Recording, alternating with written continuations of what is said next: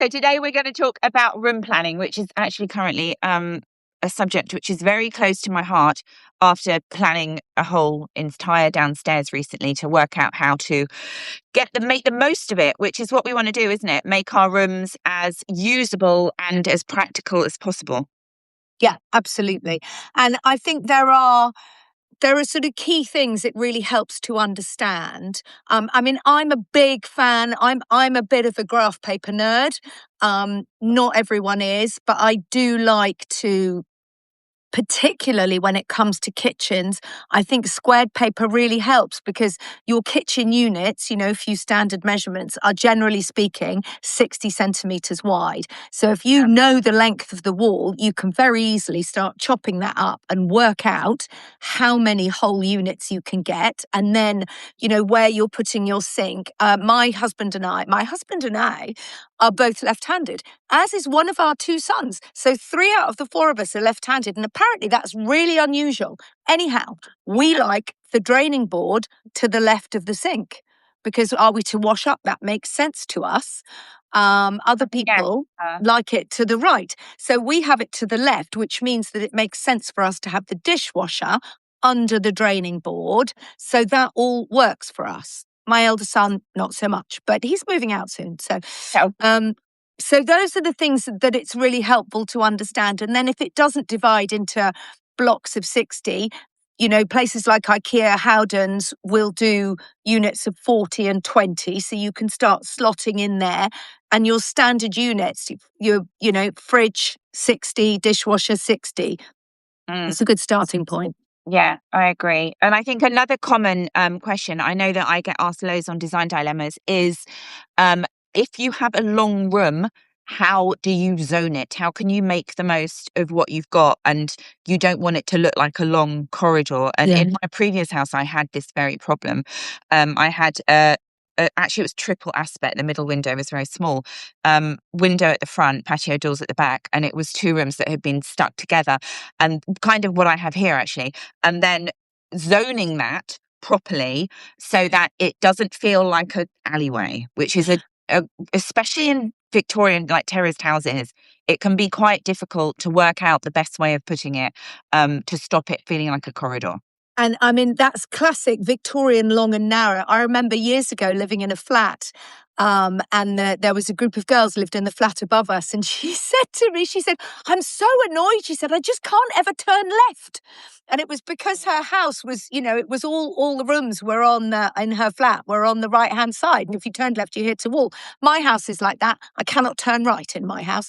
But I've got exactly that. So long, narrow room, excuse the cardboard box, that's going to the tip. But I've put a sofa across my long, narrow room to kind of break it up and stop it looking like a corridor. Yeah. So I have my back to it. So that's quite a small sofa. We have a longer sofa under the window, which you probably can't see. Ideally, I would have put the longer one across the middle because I really like that little striped one in the bay window, but it's too wide for the room. So, that's rule number 1 is try not to have your furniture all the way along the sides, but put something, whether it's a bookcase or a chair, across. I did it in my last house. I had a chaise longue at an angle because it couldn't go all the way straight across. There wasn't room, but we angled it so it was on the diagonal, and it's just a way of breaking it up. And I think in our houses, I mean, because obviously sofas are one of those things that people talk a lot about. Where do I put my sofa? And if you have large rooms, then it's really easy to create a focal point by pulling them away from the wall a bit. But, we live in the UK. A lot of my subscribers are in the States. They have much bigger rooms, much bigger rooms than us. They're very lucky. But in this country, we're usually very restricted. We don't have the space to pull them away and put a console table behind or all the sorts of great things that they're able to do, unless we live in a new build where you can do that. But in my house, because I've only got one door coming into my long room, which is exactly the same as yours. Same as me. I couldn't really put a sofa across, and also I have a television in that corner, so it didn't really work. So what I did to zone it was I used different types of rugs. So in the front room, you can just see a corner bit there. I've used like a very fluffy sort of Berber rug. And on this side, I've used a jute rug, which is a different texture. So it divides the room like that. And then each of them has got like a coffee table on there. And also, I mean, I've done that. I've got sort of a classic Persian rug at that end and a cream fluffy Berber at this end with a neon pink mark in it, which I'm quite, neon pink stripe. So being a bit modern there. But that's exactly it. If you have a big room that you need to zone or a long, thin room, use rugs kind of like walls. And this is why we come back to this hill that I will die on about Rug Island. The reason you need to have either all your furniture or the front legs of your furniture touching the rug is because that is how you create, as it were, a proper zone, as if there was a wall there. When you have... I'll die with you on that one. Yeah. Oh, there we go. We'll go together. When you have a coffee table boat on a rug island floating in a sea of chairs, you're breaking it all up even more. Yeah. If you get the biggest rug you can afford, that's the other key point there. Yeah, just check your door clearance. Yes. Yeah. If you can't afford a really massive rug, firstly, go to La Redoute. Their rugs are really good. In my house in Italy with a big room, I've put 2 big rugs next to each other that match, and you sort of can't see the join. And I've layered Persian rugs which weren't big enough. Create an area or buy a piece of carpet that can be patterned, have the edges hemmed. Big enough. So imagine that as your room. It just hasn't got walls. And that's how you're furnishing that bit. And then you do the same in the back half of your room with different chairs, different rugs, so it's not matching. Yeah, absolutely. And I think you always I am obsessed with rugs. Like, I think they are they completely, you can, exactly, it stops that island thing and it completely zones. So I'm going to keep doing this because my screensaver with my questions keeps coming off. It just creates a focal point in the center so that everything feels cohesive. Yeah. It feels, and I know that I think the worst thing you can do is have a rug that is too small that you cannot put your furniture on. Like, you need to have, you're so right, like over here, I have got the front, because the rug isn't that big, but it's a jute rug. If you're going to look for a really big area rug, then I would always suggest looking at jute because it's timeless, it's cheaper than buying something which is wool, and actually really quite easy to clean as well. They're good ones. Sorry, I keep going pink because of this. Hold on 1 second. I'll talk while you're going pink because otherwise I'll forget my thought. Okay. May have already gone. It was about rugs. So think about, you have to buy multiple rugs. First of all, think about combining the textures, like different sorts of textures. And secondly, do look at jute rugs because they are very, very practical. You can use them absolutely everywhere. They're fine on top of carpets. You can use them anywhere. So they're a really good investment, I think. The other thing I was going to say, and this is for people with larger rooms, nice problem to have, but larger rooms, and also actually the same can be true in smaller rooms. There is a real temptation, I don't know whether it's a human instinct, to put the furniture round the edges as far back as you can. And this doesn't work actually in small rooms or large rooms. In a large room, you have too much space in the middle and you create the impression that you're kind of waiting for the show to start. And also you have all the furniture around the edges. Often you have too much seating, so it looks like a doctor's waiting room. Your coffee table then is not big enough. So if you think about what you're using that space for, sitting or chatting, no one can reach the coffee table. So they can't, you want to be able to have your coffee table an arm's length away or a side table. So you can put coffee, you can put wine, I will put my feet on mine. It's got to be reachable. So you want to bring the furniture in from the edges in a big room so that you can imagine having a conversation in that area. Now, that may leave you space around the edges. That's brilliant. That's where you can have a desk or a console table or 2 smaller chairs in a bay window with a chess table between or something. So you're creating different areas, or 1 small chair with a reading lamp. In a small room, the same thing applies. If you push the furniture right to the edge in a small room, the brain is immediately told, oh, look, everything's like that. Yeah. There isn't room for me in here. So if you can bring it forward just off the edge, even if it's only by 10 centimeters, and bring it in. And again, if you're watching telly or chatting, that area can be quite small, and you just have a bit of breathing space around the edges. So that is a real key room planner. So someone's just said, but then you can see cables, which is a very good point. So in my kitchen, I've got an island in the middle. It's a portable island. Like I could take it off and move it around. I wanted an island in the middle, and it has space underneath. So I actually got the electrician to put a plug underneath it. So it's not very it's quite unsightly, but you can't see it because it's underneath, and then the cord can come up. But I do think that's a good point about if you are pulling your stuff in, then what can you do to hide those cables? And I've done this in my previous house, which was a lot bigger, and I actually I put them under the carpet.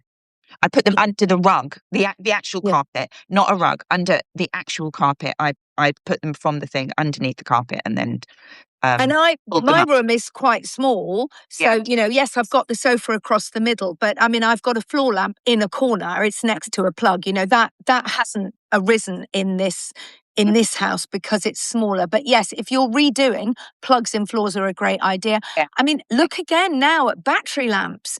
Is how often do you need them on? You could recharge them overnight and use them again in the day you want. I mean, they are just, I think they're just magic rechargeable lamps. They're amazing. So when I did this space of the room that I'm in here now, I did bookshelves across one wall.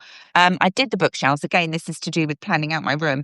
I did that because it made the room feel wider, because it made a feature of that space, made it feel wider. Also, I live in a Victorian house. The alcoves are not huge. So it was very difficult to be able to work out what to use those alcoves for. Difficult. I'm sitting at a desk at the moment. Honestly, it took me months to find one that was exactly the right width. And in the end, I got it from Petit Tresor, who specialise actually in small. They're a French, they do French imports. But yeah, so when I did the shelving unit, I brought it around the corner, and then it feels much wider. And I had a party, a housewarming party. People came around and said, it feels so big. And it feels big because I have taken the units right up to the ceiling to start with, which makes the ceiling feel even higher. But also I've used those horizontal lines of the shelving across, make the room feel bigger. Anyway, on those, one thing that I didn't think about when I was planning it, because I was planning a lot at the time, is plug points on there. So I've actually got 3 rechargeable lamps. Oh my God, they're absolutely brilliant. They're absolutely brilliant. You can put them wherever you want, as high or as low, move them around. They do need recharging. That is, it is a bit of a problem. They do need recharging. But you just, as long as I have my desk here, so I plug them into my computer. Right. I am going there. That, can you see that? Yeah. That's my lamp. So that's from Original BTC, but it's a clamp lamp. Oh, yeah. And it's got a plug. So when I was having these shelves built, I've got sockets right down at the bottom. So I plug that lamp in. You can't see it because it's a cream cable. It doesn't really show against the books, but that's clamped onto the shelves, and the wire just runs up the front of the shelves. So that's also another problem solved there. Also, I saw Erica Davis the other day, and I can't remember where she bought it. Dunelm. Was it Dunelm? Yeah. It's really good. It looked like a bookend. Yeah. So it looked as though it was a bookend. A piece of marble with a lamp on. And then it's rechargeable, and then the light comes out of it. So you can slot it in between your books. Yeah. It's amazing. Yeah, absolutely. I thought that was really clever. Such a clever idea. So what I thought, the point you made there about making narrow rooms wider, I mean, I will always return to the theme of dressing. And, we were always, or I was brought up, you can't wear a horizontal stripe because it'll make you look wider than you are. Now, it may or may not. You can do things with narrow stripes and bretons as opposed to wide deck chair stripes. But it's the same principle in a room. As you said, those horizontal shelves across a narrow room will make it look wider. You can also paint the far ends of the room in a different darker or tonal colour. That will bring the wall forward again. I did exactly there are that. paint tricks you can do which will shorten a room and widen a room. Yeah, so I tied in the colour of my front window and the shutters, but you could just paint the frame in one colour, and then I tied it in with the colour of the bookshelf, and that just makes it feel it Yeah. just elevates the whole space. It makes it feel bookended. Does Yeah, that make sense? absolutely that. Yeah. Bookended, and it's all cohesive. It all kind of blends together. Now, I'm about to do some questions, but okay, I've got 2 points to make, and you mustn't let me forget because my age, they'll just go. So one is, you can remind me, one was high ceilings, and one is small rooms and clutter. Both come back to the ceiling point. So what you need to do, if you've got a small room, and obviously we have, the floor gets full, we have to have the chair or the table or the rug or the coffee table, there's stuff that has to go on the floor.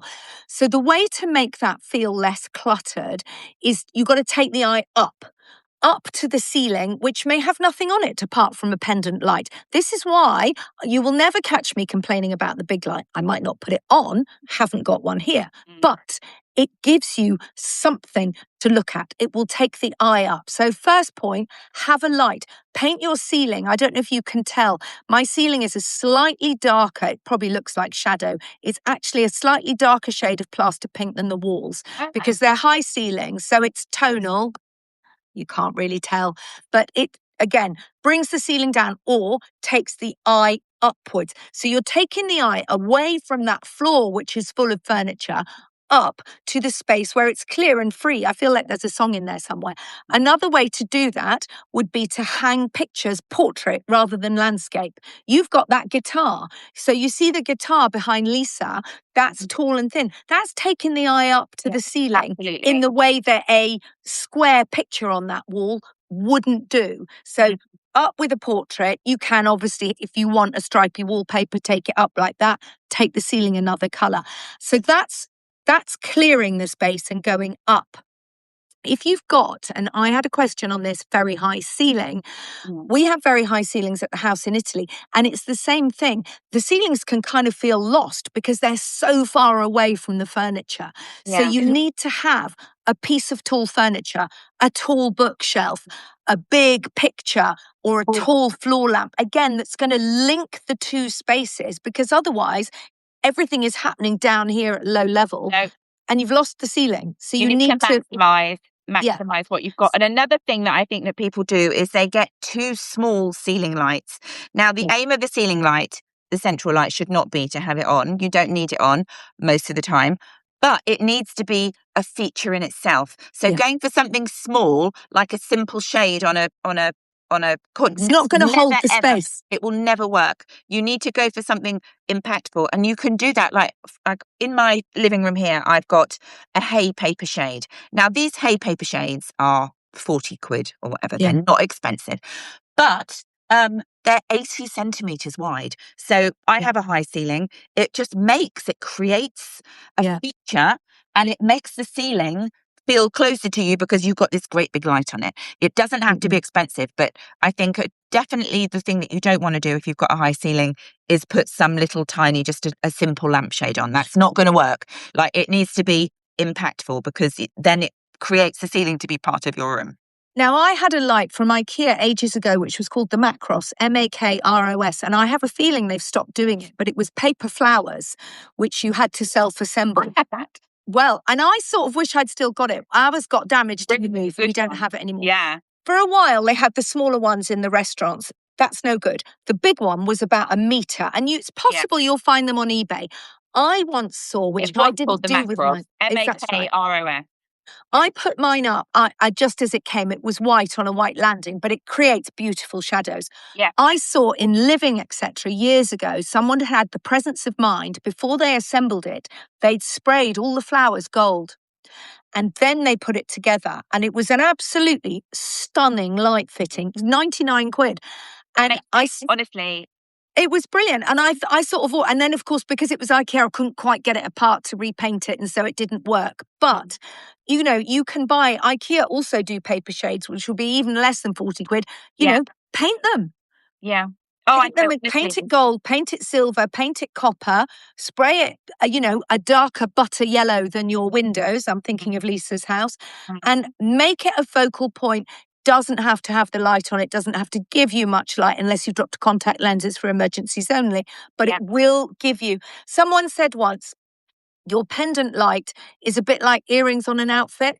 Mm-hmm. It's an optional finishing touch, but it can just go bang. It can make just such a massive difference, and it doesn't have to cost a fortune either.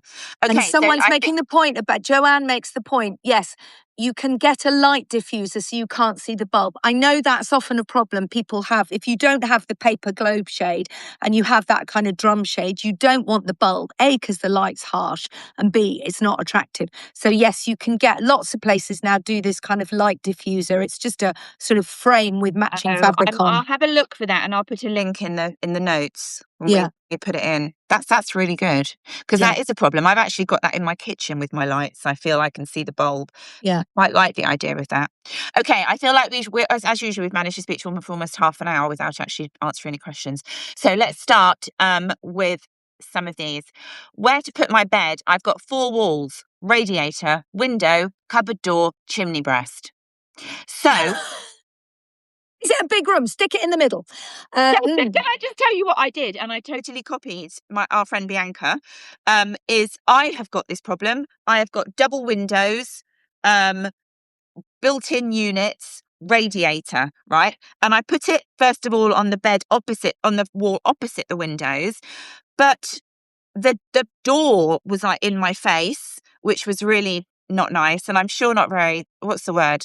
Feng shui. Feng shui. I'm sure not very. I've just discovered I've got a toilet in my wealth corner. I'm beside myself. I don't know what to do about that. We'll come back to it. Anyway, so what I did is what Bianca did, and now I haven't decorated my bedroom yet, so it's not looking at its best. But is I put the bed across the 2 windows, coming outwards. And when I told my daughter I was going to do that, she was like, "Oh my God, that's going to look awful." And then she came home last weekend. She's like, "Oh, that looks really good." And it really you were did. right. It really did. So you walk in and you see the bed straight ahead of you across the window. It doesn't matter that it goes over. It doesn't matter. I've got big curtains behind it. So when the curtains are drawn, it looks feels like a 4-poster. A big, it's like a whole wall. Yeah. It looks like the bed is sitting against a wall of curtain. Of fabric. Which is really good. And actually, I absolutely love it. Also, you're next to your window, so that's quite nice. So I would say on that note, if it's 2 windows or even 1, absolutely do that. Make your curtains cover the whole wall, because what you don't want is bed with curtains either side. So you get that. You want to cover that whole wall, and that will look intentional. Hate that word. Will look like you meant it. Yeah. I was going to say, and years ago, just before the lockdown, for the podcast, we went to Orla Kylie's house. And we interviewed her, and she, similar bedroom situation, and she had a fireplace. Now, what I want to do is give you permission to cover the fireplace if you need to, unless you happen to be using your fireplace at night. The problem is we feel that we've got these features and we must show them off, and then it becomes very difficult to decorate around them. So what Orla had done is she'd basically built a slight cupboard in front of her fireplace, or she'd panelled it off, and she'd built a headboard out of wood, which was about that wide, and it was open at the sides for books in it, had a shelf on it. So one of those big headboards that went across the chimney breast. She hadn't removed the fireplace. She just kind of temporarily blocked it with wood and sealed it all in. That's really clever. And put her bed in front of it. It had alcoves either side, and she built into them. As a long stretch. That's really clever. It's a long stretch. And then she had loads of storage. She hadn't upset the house. She hadn't taken the fireplace away. But she personally didn't want to use it, didn't need it. She's got fireplaces in other rooms. So I do think it's important. I might do that. Yeah. I'll send you a picture. Really good idea. We get very hung up on this, I've got an original feature. I must keep it at all costs. No, you mustn't. There's also Chelsea of The House That Black Built. She's got a house in Stoke, and she's on Instagram as The House That Black Built. She had original Victorian Minton tiles all over her hall. They tend to be sort of terracotta, dirty cream or yellow with bits of blue and black. They can feel quite tying for the decor. And she was like, "It's not me, I don't want them." But she wasn't going to rip them out, so she got her builder to basically lay some ply over the top so they're not damaged, She's put her parquet boards over the top. She loves that. If and when she sells the house, she will tell prospective buyers, if you lift this, there's the perfect original floor. Very clever. Didn't work for me. So That's really please give yourself permission to work around these features if they're not for you. And so you've now got 2 bedroom choices there. Yeah, that's excellent. Okay. Rooms with a corner fireplace, how to style and lay out. So it's on an angle, isn't it? It's really, I've got a friend who's got that in her hall. It's Amanda random. at Houselust, Houselust on Instagram, she has got exactly that. She has got a corner one, and she has placed her furniture. She's still used it as the focal point, but she's placed the furniture to face it. And actually, it looks really nice. You know, but I think what you might have is problem with your telly, I'm guessing, because we tend to put the telly in the alcove either side. Yes, if you've got room, you can arrange it around that. The other thing is I've got, I wonder how often fireplaces were built to be sat around in these period houses. You know, in the house in Italy, we've got a fireplace in the corner of a room where, you know, you could get one chair, but there isn't room for a chair on the other side of it. And it's a really big room, and it would mean all the furniture was sort of crammed into one corner. So it's at the back of the room, it's warming the room. We sit elsewhere. I mean, again, don't feel that you have to sit by this fireplace. You can tile it beautifully, dress it beautifully, put beautiful things on the mantelpiece, and you can sit with your back to it. You are allowed. Yes, I agree entirely. So what I did, I opened up the fireplace in here to go back to the original, and we don't use it. Everything isn't arranged around the fireplace. It's stacked up with logs. Yeah. And that's it. So it's used as a practical space rather than as a feature that we should all be looking towards. Yeah. And you could think, you know, use it as a decorating opportunity. Put fabulous tiles in it. Put, you know, great things on the mantelpiece if it's got one. But don't feel, you know, if you don't want to live in that way, don't feel you have to. You don't have to put log burners and stuff inside. It's not essential. Like, you can use them for other purposes, I think. There's loads of really good examples of that on Pinterest, actually, as well. How to sort best placement for new radiators and new electrical sockets in an old house. So this is what I did. I moved pretty much every single radiator on the ground floor. Every single radiator. Because it had those, first of all, it had those very high tall ones, which although they were the Milano Windsor style, so they were traditional sort of style, I didn't really want those because I like to use my walls as much as I can. I've got a lot of art. I like to put things on. I don't want a very long, tall radiator in my living room. So what I did is I took out the long, tall radiators and I put a bigger one behind the seats instead in here because I wanted to utilize that room. But what was really important is that I worked out before I did it how I wanted the room to work for me. And that's really important. Plan first. You need to plan. So I had to have a radiator. I have to say, look at heated flooring, but it just wasn't going to work because I don't know if any of you know anything about heated flooring, but basically you need to have like a depth of insulation beneath it in order for it to work properly. You can put lower insulation, but it's not going to work properly. It won't work as well and you won't feel the heat from it. I think also it doesn't like thick Berber rugs. It only likes thin rugs. It gets too hot under a thick rug and that creates problems. Flooring is fabulous, but I think you have to have the right sort of house to put it in. Anyway, so I planned out this room prior to putting the radiators in. I also had a radiator on that. So imagine a Victorian house with a front room.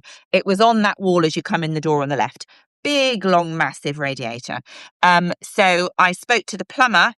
And it's always worth talking to your plumber about heat and how heat, goes out into the space. And he instead told me to put 2 small radiators either side of the external wall, which is either side of the window. So I've got 2 small, neat radiators there. They give off loads of heat, but also it hasn't stopped me from being able to arrange my furniture in that space. So I can put my furniture anywhere.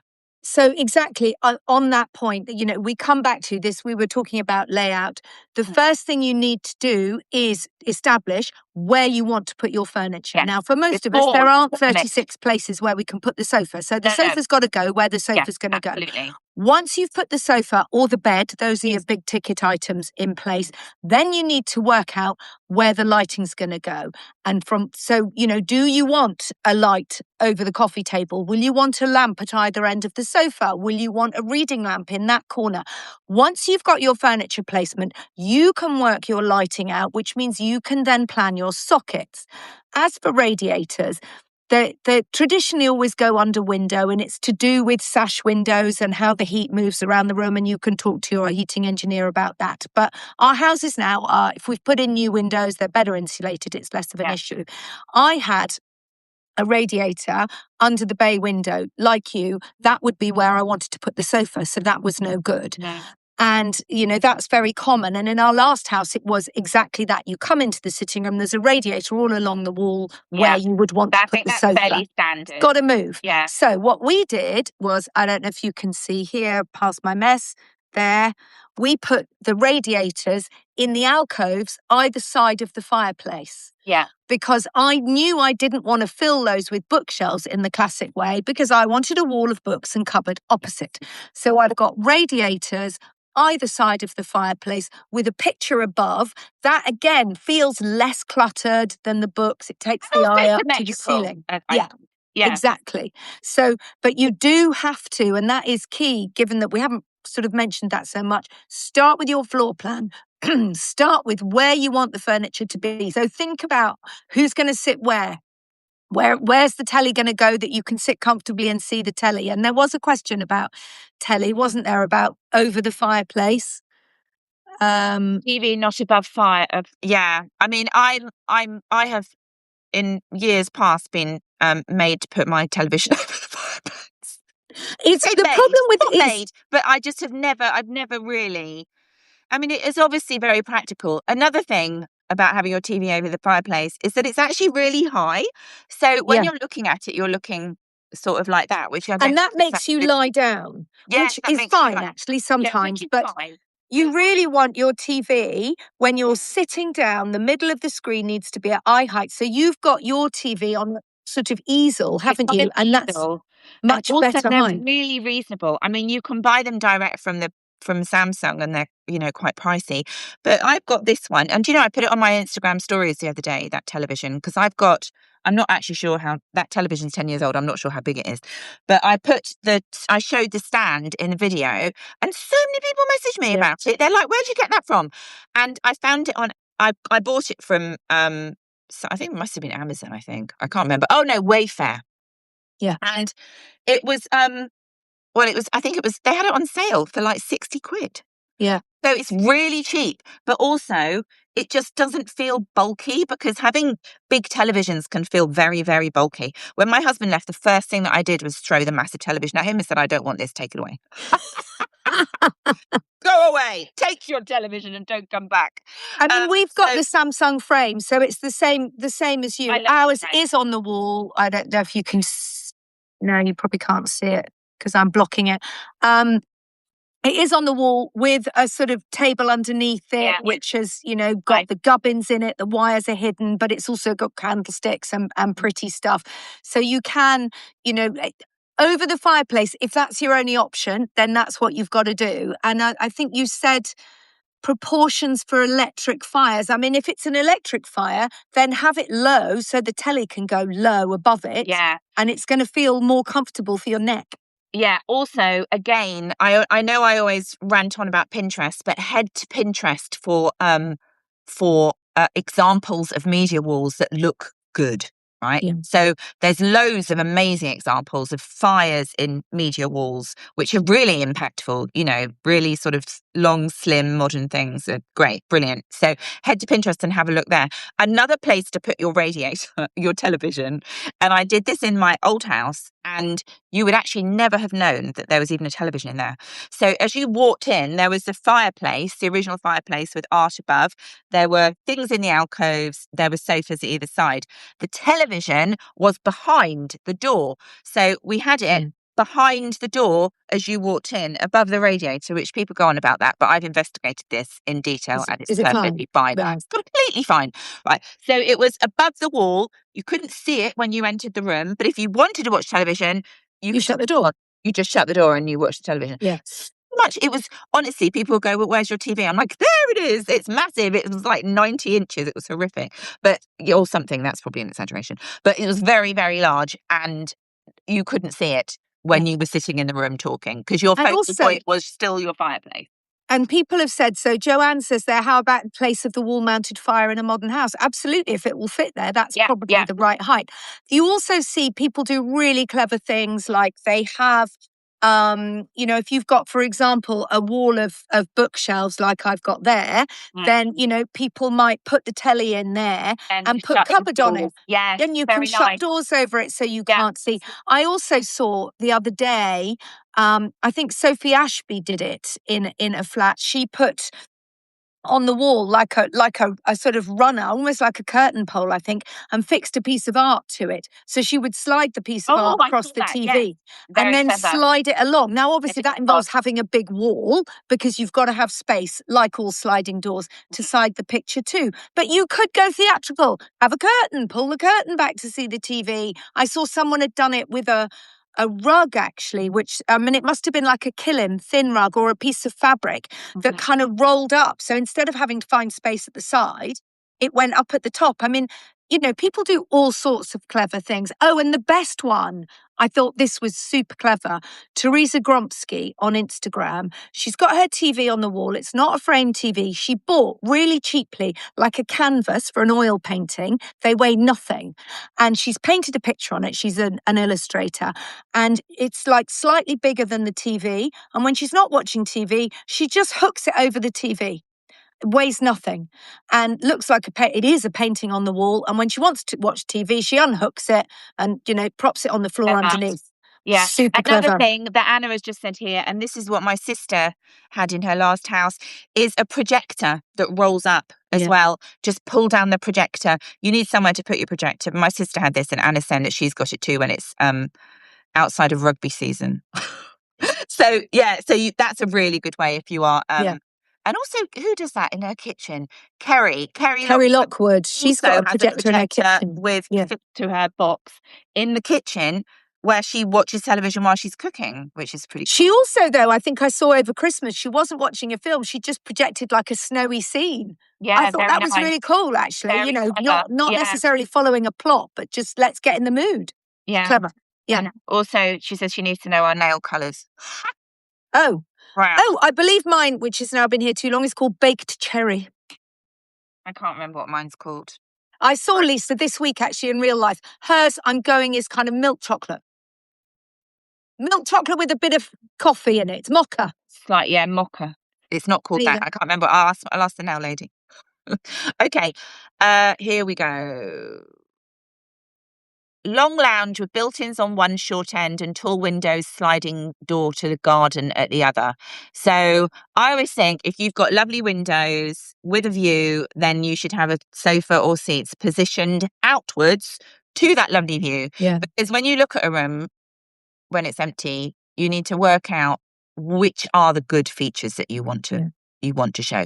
And that could be a beautiful view, or it could be a fireplace even, or it could be a high ceiling with a lovely cornicing and all really pretty window frames, whatever that is, you need to work that because you want to show that off to the best extent. So if you've got a tall windows and a lovely sliding door out to your garden, you want to position furniture to sit so you have got that view, and also you can make the most of the light. Well, and also I would say at that point, paint. I mean, I don't know whether you've painted your built-ins or if they're just wood. Try and have the window matching because, again, you'll bring the two together. Bringing the two together, combined. If it's a long, thin room, maybe think about function. You know, maybe you're getting into kind of summer sitting room and winter sitting room so that, you know, the one that looks out to the garden, maybe that's got the kind of cream rug, possibly even some rattan furniture. I mean, you don't want to go too orangery, but, you know, lighter, summery feel furniture, which is really nice for morning coffee in the winter when the sun comes out. And then the other end, maybe that's got the TV in it by the built-ins, and that's a bit cozier and darker, and it's got the fireplace in it. I mean, sometimes it is just about, you know, working out where the light comes and using the space accordingly. Yeah, absolutely. And also another thing that people often ask me about is if you're painting your window frames and say your window goes out to the ground, do you need to paint all your skirting that colour? No, you don't. No, you don't have You to. do not need to do that at all. Can if you Because want. you can if you want to, but you don't need to do that. It's perfectly okay just to have it just for that space. It doesn't have to be taken through, and you don't have to paint your curtain, your skirting the same color. So here I've got the bookcases in wheat sheaf, which is like a sand color, and the windows in the same wheat sheaf, but everything in between is Beata white, which is a just an off grey white. And the school of that will be, so you can, the thing to understand is that there are no rules. No. There are occasional rules, but we'll let that go. Well, the point being, so Lisa's got yellow at both ends. That's the feature. Now, she could have done the woodwork in yellow. That would have brought the two ends of the room together, might have made it feel fatter and shorter. On the other hand, she would have cut off her walls by putting a colour at the bottom and correct. possibly brought the ceiling down because the walls would have looked lower. And I always use this analogy. If you think about wearing a crop trouser and your shoes got an ankle strap, you're really making yourself look shorter and dumpier. You're cutting everything off. Yeah, You know, what you want with a crop trouser is a ballet pump. So you're lengthening that kind of foot, or you want a long trouser to make your legs look longer. So it's really about thinking about the proportions of your room. If you want to bring it together and you can afford the ceiling height, then you can paint your skirting board. If you want your walls to look a bit taller and to push the ceiling up, paint the skirting boards, baseboards for anyone American, to match the wall, and that will lengthen it. Yeah, so that's what I always do is I paint them to match the wall. Another reason I do that is because I'm not like I don't have any color painted walls in my house. I always have a neutral background because I have a lot of art, I have a lot of furniture, and I don't want the clash of the skirting to sit against the different colors and the pictures and all that kind of stuff. I want it to be a neutral base. I want to have a base to put all my stuff on. So I don't want a coloured skirting board, which is going to interrupt. Like I've got a pink sofa. Distanced from the sand windows, it looks great. If I put a skirting behind it that was the same colour, it just would be too fussy. For me, I'm not a fussy decorator. It's all very neutrally bland. So I want to be able to put whatever I want and I don't have to worry about colour. Yeah, absolutely. Yeah. I mean, and this is, you know, you can use lots of color. I was asked about this the other day, you know, this so-called dopamine decor, which is using lots of bright colors. It's absolutely fine to do that if that's what makes your heart sing. I think the problem is it's quite often done badly and it's just loads and loads of colours that are all fighting for attention. If you are mixing lots of colour and pattern, you must have some planes in there to anchor it and bring it down because otherwise the eye's got nowhere to go and you're sort of doing that and trying to find somewhere to land and it's really quite stressful. So, you know, Lisa's paired it back there. So it's kind of a block. It's this neutral, beautiful sort of off-white neutral, which shows off the art. Then there's a block of pink for the sofas. There's a block of yellow for the wall. And their cushions, I'm sure, are mixing in the cream and the yellow and the pink. So they're all brought together. Yes. There you go. I could just see the corner of one over your shoulder. So, you know, this is not us saying you cannot have lots of different colors. You totally can, and you should if that's what you like. And look again, that guitar behind Lisa is red and yellow. So it's a stronger yellow than the yellow of the window. And it's obviously red comes from pink. So that guitar is bringing all those colors together in that focal point. Exactly. Thank you, Kate. Excellent assessment of my living room. Oh, yeah. Okay, what about colour drenching a dark painted north-facing room? My walls are all F&B mahogany and thinking of doing the ceiling as well. Yeah, that is very lovely. My only thing there would be lighting. So you've got with getting the lighting right. You're going to need lots of lighting. The thing with north-facing rooms is they are darker. If you have got a small dark room, you know, it's been said before, so I'm not splitting any atoms here. White paint needs natural light to reflect off and to bounce the light back in. If you paint a small dark room in bright white, it will just go sort of dreary because it's got nothing great to reflect off. So firstly, use a colour, use a warm colour. Now, if it's dark already, there's a school of thought, lean into that. Mahogany is a fabulous color. What I think may happen if you haven't painted the ceiling is that it's a bit like you've got a small dark room and you've leaned halfway in, but then you've panicked and thought, I'm going to keep the ceiling pale because I want to bring some light in. And it's probably not bringing enough light in. So rather, if you don't want to go mahogany on the ceiling and go full drench, that mahogany, it's a kind, I'm going to go for those who don't know, it's a sort of chocolatey brown with a bit of a pinky chocolatey brown in it. You could do the ceiling in a pink, in a plaster pink. So you're not getting a harsh contrast with the white, but you're bringing in a warmer color. I don't know what furniture you've got in there, but maybe you would then have a chocolate brown sofa, because that will then recede into the wall, will make the room look bigger when the sofa matches the wall. But you could then have some plastery pink cushions on it. You could have a rug, which might be a mix of pink and chocolate. So that you're bringing that in tonally without making it feel like the Bat Cave. You are going to need a lot of lighting.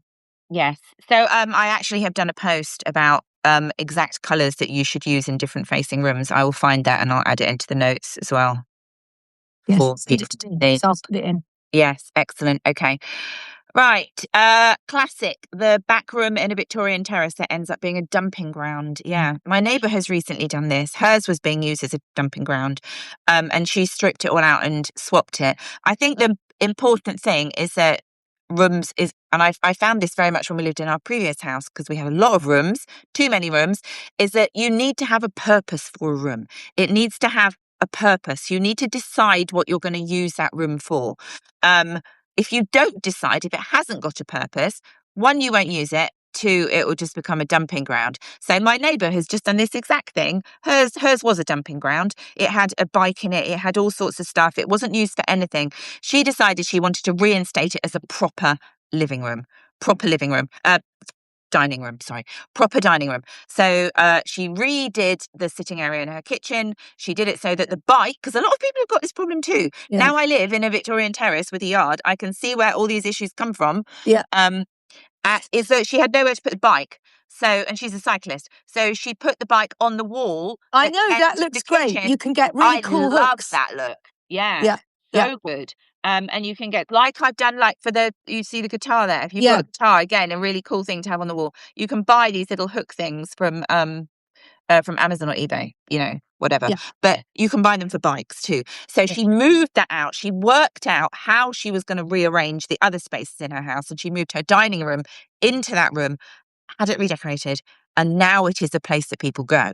Whereas before, if a room hasn't got a purpose, and I had this in my old house, people just won't go in the room. No, like, there's no reason. And all they'll do is they'll put their washing in, or they'll throw their school bags in there. Yeah. All that kind of stuff. It just becomes a dumping room. So it needs to have a purpose, and you need to plan out how you're going to use that space. You might want to put a desk, like I've done here in this area. I have a small desk which sits perfectly. Like, you can use every inch of that space, but you need to work out how you're going to do it.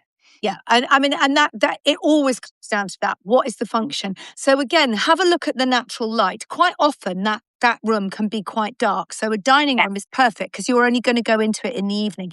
If that turns out to be your lightest room, then think about, is that where you want an office? Would that be a so-called morning room? Which I think Victorians had. So it's the light room where you might have breakfast, or it might be where you want a desk. If it's a separate room, is it actually a really good space to have as a music room, whether it's listening to or playing to, and then you've got the other one, the sort of front room, which is your TV room. If it's dark, maybe that should be your TV room. Set it up, paint it dark, colour drench it, put the TV in there, and then have your sitting room, which might have a bigger window. You said Victorian house, so that'll have a bay window, lots of light. Maybe that's your daytime sitting room, or even your office. I mean, it's about, we get very stuck in rooms, in using rooms as they are presented to us. So we go to rent or buy a house and we see it's got a bed in it. Well, oh, that's a bedroom.